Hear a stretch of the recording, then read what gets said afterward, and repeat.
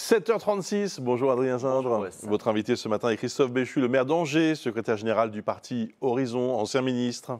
Bonjour Christophe Béchu. Bonjour Adrien Gindre. On le voyait dans le journal, l'ancien ouragan Kirk, devenu dépression, va balayer la France aujourd'hui. On attend des pluies intenses, 30 départements en vigilance orange. Vous avez été ministre, vous avez eu à gérer pareille situation.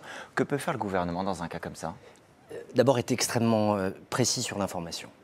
Parce que cette dépression, elle n'arrive pas à n'importe quel moment, elle arrive dans un contexte où on a des nappes phréatiques qui sont très hautes. Et donc le vrai risque, avec les pluies abondantes, c'est d'avoir vite des inondations, parce qu'on a des nappes qui vont être réactives.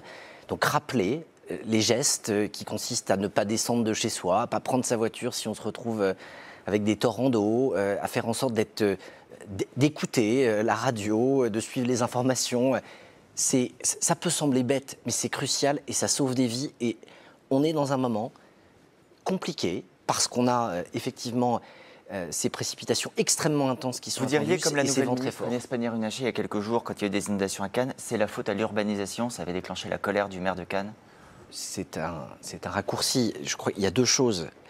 On a, à cause du réchauffement climatique, une perturbation du climat qui conduit à avoir des épisodes de plus en plus compliqués, avec des pluies très intenses, etc. Et en parallèle, il y a ce que nous devons faire pour essayer de le limiter. On sait qu'il va faire de plus en plus chaud. Il faut qu'on favorise la pousse de forêt, la plantation d'arbres pour l'éviter. On sait qu'on va avoir des épisodes de ruissellement de plus en plus intenses. On doit moins bétonner pour éviter d'aggraver ce que le réchauffement climatique. Alors quand vous entendez Michel Barnier, qui il y a quelques jours disait dans sa déclaration de politique générale qu'il fallait faire évoluer la réglementation zéro artificialisation nette, c'est un nom barbare pour dire qu'il faut moins construire et laisser un peu plus la nature. Vous êtes d'accord? Je me suis beaucoup investi sur ce sujet. On ne peut pas transiger sur le fait de moins bétonner.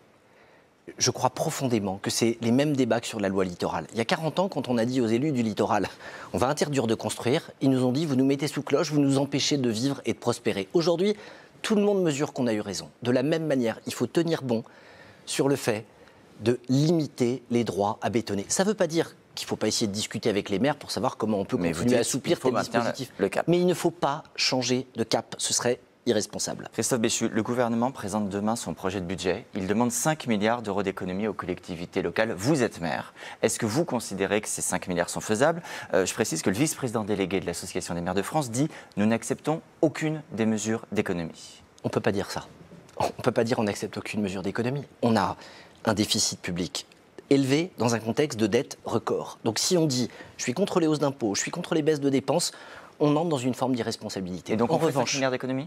En revanche, moi j'attends la copie globale. Ce qui me trouble à la minute où on se parle, c'est que globalement, il semblerait qu'on demande aux collectivités un effort qui représente 15 à 20% de l'effort global, alors qu'elle ne pèse que 5% de la dette. Autant je suis attaché à ce que chacun prenne sa part, autant je pense qu'il faut de la justice dans la manière dont on le répartit. Sinon quoi? Ce sera quoi les conséquences concrètement s'il y a des économies dans les montants que vous venez d'évoquer? En fait, la difficulté, elle est très simple. Un mandat municipal, il commence en 2020, il se termine en 2026. Dans la quasi-totalité des communes de France, on est en plein chantier. Moi, entre le chantier de ma bibliothèque chez moi, je ne vais pas l'arrêter en 2025 en disant désolé, on ne va pas faire la dernière tranche. Il faut comprendre que le mieux avec les collectivités, c'est d'essayer de passer avec elles des contrats sur un temps long, en disant sur une période glissante, mais c'est très compliqué de leur dire l'année prochaine, vous devez faire ceci ou cela de plus ou de moins, parce qu'on est engagé dans des processus qui sont des processus longs. Et on a évidemment des domaines dans lesquels on peut faire des économies. Il faut arrêter par exemple par le nombre de fonctionnaires. Quand on peut rien faire. Il faut baisser le nombre de fonctionnaires, notamment dans les collectivités. Il y a 36 000 collectivités. Il y en a certaines dans lesquelles il y a eu effectivement des recrutements qui peuvent interroger. Il y en a d'autres qui sont très en dessous des ratios. Donc on a une disparité de situation qui fait que, sincèrement, c'est un sujet qui n'est pas approprié, j'allais dire, à des grandes déclarations comme celle de M. Léniel, qui nécessite un travail sérieux. On a une ministre en charge du partenariat avec les collectivités locales, qui a été élue locale et dont la porte est ouverte. C'est avec elle, très clairement, qu'il faut qu'on discute. Très rapidement, il y a un chiffre qui est évoqué, 1,5 milliard de baisse du fonds vert. On parlait justement d'adaptation au climat, etc. Le fonds vert, ça permet aux communes, notamment, des projets de transition écologique. Vous avez porté ce fonds vert. On peut économiser 1,5 milliard? Je vous confirme, on peut toujours économiser, mais il faut bien mesurer que je pense que c'est un mauvais signal, parce que c'est la subvention qui sert aujourd'hui à accélérer en matière de transition écologique. Et le problème en matière d'écologie, c'est qu'on ne parle jamais du coût de l'inaction. Donc on compare ce que ça coûte avec ce qu'on pourrait économiser. Sauf que si on n'investit pas, par exemple, pour prévenir la montée des océans et l'érosion du trait de côte, ce que ça nous coûtera à la fin si on ne fait rien, ce sera 10 fois plus cher pour les finances publiques que ce qu'on fait. Dans les économies, c'est important de regarder les endroits où vous pouvez enlever du gras ou mettre de la justice et les domaines dans lesquels, à l'inverse, vous prenez demain des risques pour la suite. Dans les sujets qui peuvent permettre de faire des grosses économies, il y a quelques années maintenant, Édouard Philippe, que vous soutenez, c'est votre parti, avait évoqué une retraite à 67 ans. C'est toujours une proposition d'actualité ? Édouard Philippe a dit, quand on compare ce qui se passe à l'échelle de l'Europe, il y a des pays qui sont à 65, 66 et 67 ans. C'est la phrase exacte. Il n'a jamais préconisé 67 ans pour notre pays. En revanche, laissez penser aux Français que dans le contexte dans lequel nous sommes, revenir sur la réforme des retraites, qui a au contraire permis de faire des économies, ça permettrait d'améliorer la situation budgétaire de la France, c'est leur mentir. On voit quand même que votre parti, le Parti Horizon, est quand même un peu le bon élève du socle commun comparé aux députés Renaissance qui encore hier se sont chamaillés avec le Premier ministre en réunion de groupe. Votre soutien à Michel Barnier, vous, il est inconditionnel ?